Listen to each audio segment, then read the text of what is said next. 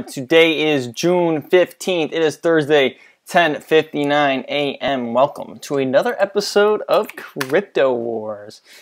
Boy, oh boy, I mean, we saw a pretty big correction today. I said it would probably hit floor around 2,300. I was kind of wrong about that. But I also said it could go down all the way to 2,000, and it kind of saw that today. It kind of dipped down 2,000. Okay, so remember, we're only 14 days back, set back. We're set back 2 weeks, okay?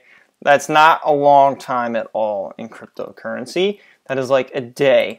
And, when it comes down to it, I'm almost happy this happened because, given the total global market cap, I wasn't really happy where my coins were, and the total global market cap was going up so fast. But now I'm kind of happy that it's kind of resetting, and I think my coins are, my picks might do a little bit better on this next uptrend. If you actually look at the global, I'm going to leave a photo of it. If you actually look at the total market capitalization for all the cryptos, it's actually not really off track. Like, just pick the trend line, see the trend lines and see where they're going. And, I don't know, this is a long game we're going to play. It's a long game.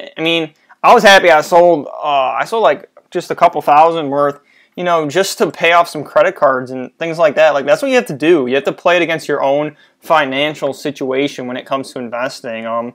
If you're up a ton of money and maybe you have some debts or money that can be spent, go ahead and sell some and just spend that, and then you're set for however many days, and then you can wait, you know what I mean? So now I have money in my pocket to spend. I threw a little bit into mining stock too, which I'm happy I did. So it's really, no surprise that this is happening. I don't think it's related to the whole China coin news thing and the fork. I don't think that this is related. I think it's related in the sense that the big US whales want to scare people out of the market, kind of like they did with the whole Bitfinex hack, although that was bad that Bitfinex did get hacked that one time. The people actually did lose money for their coins, but at the same time, this is nothing new. This is nothing new. I think that you should pay attention to the coins that are actually holding out well. Okay, like for example, Litecoin and Vertcoin are actually holding out better than other cryptos in this dip, which kind of shows their resilience. It kind of shows the strength and the buys and the base they have, So that's something to pay attention to, I'd say. For example, Vertcoin's up 5% in terms of Bitcoin. Obviously, it's down against the US dollar, but that shows that there's a lot of buy support for Vertcoin. Even in a down market, we're stable, and I think that's a really, really good sign. So, yeah. And, there's not too much to touch upon. This is just, it's funny. I was thinking about it, like, I was setting my marker at about, like, when crypto would correct around 200 million. And now I'm kind of, I don't know. I'm still holding that. I didn't really expect this correction. But as I said, remember that time is something you're like driving by, and the closer you get to it, the more clear you can perceive it. So, you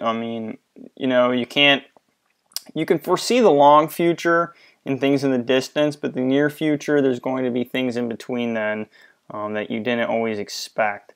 Things, it's like you're going to someone's house, right?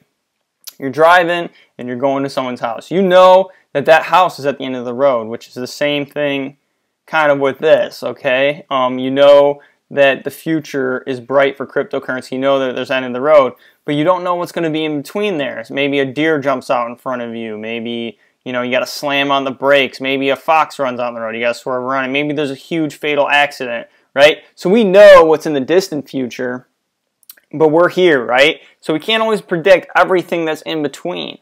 Okay, you're not always going to predict everything in between, but you stick to that one goal, that destination at the end game, and then you know what's there. So that's just my analogy of investing and basically predicting the markets. It's just like driving down the road, okay? You're going from point A to point B through time. And as you travel in time, it becomes closer and closer, but in between, the unexpected is still there. And this also gets into philosophy too. You can even talk about this when it comes to predicting the future, when it comes to many things, not even just cryptocurrency and things like that. So I thought that was a little cool philosophy. So remember, we're driving our car, we're going to the house or the destination at the end of the road. There's going to be a lot of unexpected things in between. It's a journey, right? But you know it's at the end of the road. You know that prosperity and faith and hope is at the end of the road. You know it's there. So you hold, right? You don't even have to trade when it's going down. You don't have to do that thing because, you know, if you swerve to miss the deer or if you swerve around the fox, you might hit a car or whatever it is. So you just stay your path, right? But, you know, you just slow down, you stop, whatever you have to do. I don't know. I think that was a good analogy I had and I wanted to share it. So remember, we're going. And this is just the deer jumping in front of you, okay? And, you know, don't hit the deer, okay? Just slow down and drive safe. Stop. Don't panic. And if you do hit the deer, don't panic. You understand? So I thought that was an interesting analogy. Where it's going to go from here, I don't know. It should be interesting. But I'm in this for the long haul. I know that. So, yeah, I mean, not too much else to say.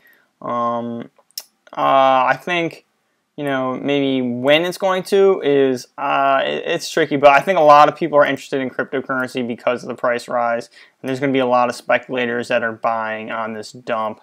I think this was a way to panic out the newbies in the space, and it's probably going to work a lot.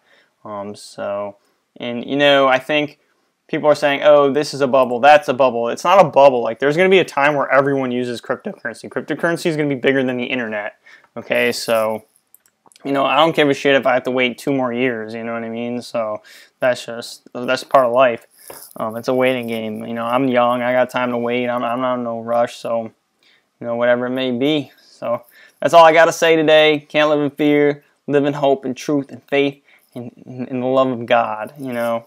The love of money is the root of all evil, so no emotions attached. Peace.